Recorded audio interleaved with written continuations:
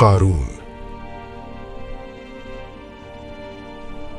ایک ایسا شخص جس کے خزانے اتنے وسیع تھے کہ دنیا کے لوگ اس کی دولت کے قصے سن کر حیران رہ جاتے۔ سونے کے سکے، قیمتی زیورات، ہر قسم کے خزانے سب اس کے قبضے میں تھے، مگر سب سے بڑی کمی اس کے اندر غرور اور تکبر تھی۔ وہ اپنی دولت پر فخر کرتا، دوسروں کو کم تر سمجھتا اور اپنی طاقت کے نشے میں مبتلا رہتا۔ قارون اپنے محل کے ہر کمرے میں چلتا، خزانے کے درمیان، اور یہ سوچتا، کون مجھے روک سکتا ہے، کون میرے سامنے کھڑا ہو سکتا ہے۔ لیکن یہ انسان بھول گیا تھا کہ یہ سب نعمتیں اللہ کی طرف سے ہیں اور ہر نعمت ایک امتحان ہے۔ یہ غرور، یہ تکبر اسے اپنی تباہی کی طرف دھکیل رہا تھا۔ یہ واقعہ ہمیں آج بھی یاد دلاتا ہے کہ دولت اور طاقت اگر اللہ کی رضا کے بغیر استعمال ہوں تو انسان کے لیے تباہ کن ثابت ہو سکتی ہیں۔ حضرت موسیٰ علیہ السلام اللہ کے پیغمبر حکمت اور صبر کے ساتھ قارون کے پاس پہنچے۔ ان کے قدم، ان کا انداز اور ان کی باتیں سب میں سکون اور وقار تھا۔ انہوں نے قارون سے کہا، قارون، تم اپنی دولت اور طاقت پر فخر کر رہے ہو، لیکن یہ سب نعمتیں اللہ کی دی ہوئی ہیں۔ یہ مال تمہارے لیے نہیں بلکہ ایک امتحان ہے۔ اپنی نعمتوں کا شکر کرو اور ضرورت مندوں کی مدد کرو۔ قارون، تم سمجھتے ہو کہ یہ سب تمہارا حق ہے، مگر حقیقت یہ ہے کہ دولت اور طاقت صرف اللہ کے راستے پر چلنے والے کے لیے کامیاب ہوتی ہے۔ قارون نے ان باتوں کو مذاق میں اڑا دیا، کہا، میری دولت اور طاقت سب کچھ ہے، کوئی مجھے نہیں روک سکتا۔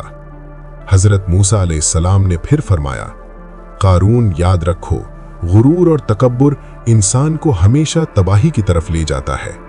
اللہ کی نصیحت کو نظر انداز کرنے والے کا انجام ہمیشہ دردناک ہوتا ہے۔ یہ پیغام صرف قارون کے لیے نہیں بلکہ ہر انسان کے لیے ہے کہ دولت اور طاقت کے ساتھ غرور کرنے والے کا انجام ہمیشہ عبرتناک ہوتا ہے۔ قارون کی زندگی ہر روز غرور اور دکھاوا سے بھری ہوئی تھی۔ وہ خزانے کے سکے لوگوں کے سامنے پھیلاتا، قیمتی پتھروں اور زیورات سے اپنی شان بڑھاتا۔ اس کے خادم اور غلام اس کے ہر حکم پر عمل کرتے اور لوگ اس کی طاقت اور دولت سے خوف زدہ رہتے۔ قارون ہر روز اپنی دولت پر فخر کرتا اور کہتا، یہ سب میری محنت اور عقل کا نتیجہ ہے۔ لیکن حقیقت یہ تھی کہ یہ سب نعمتیں اللہ کی طرف سے تھیں، اور غرور میں مبتلا شخص یہ بھول جاتا ہے کہ یہ سب عارضی ہیں۔ قارون کی دنیاوی کامیابیاں اور دولت اسے اللہ کی طرف سے دور کر رہی تھیں، اور اس کا غرور اسے اپنی بربادی کی طرف لے جا رہا تھا۔ یہ واضح سبق ہے کہ دولت اگر اللہ کی رضا کے بغیر استعمال ہو تو انسان کو غرور، تکبر اور ظلم کی طرف لے جاتی ہے۔ پھر ایک دن اللہ نے قارون اور اس کے خزانے کو زمین میں غرق کر دیا۔ ایک لمحے میں اس کا سارا غرور، طاقت اور دولت ختم ہو گئی۔ زمین کے اندر جاتے ہوئے خزانے کے ساتھ قارون کی آواز بھی رک گئی۔ لوگ حیران رہ گئے، اور یہ واقعہ ایک زندہ انتزاہ بن گیا کہ اللہ کی طاقت کے سامنے دنیا کی کوئی چیز نہیں۔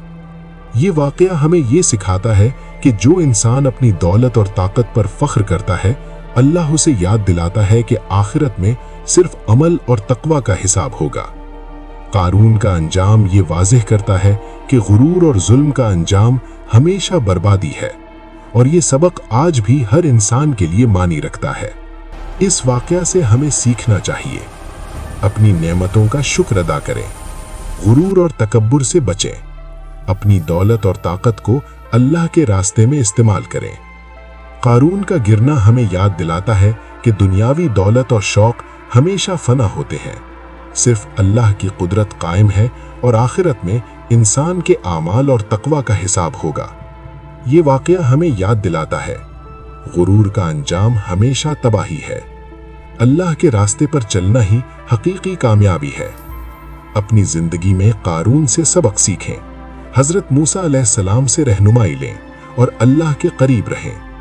ہر انسان کے لیے سبق یہ ہے کہ دولت اور غرور صرف امتحان ہے، اور اللہ کی رضا سب سے بڑی نعمت۔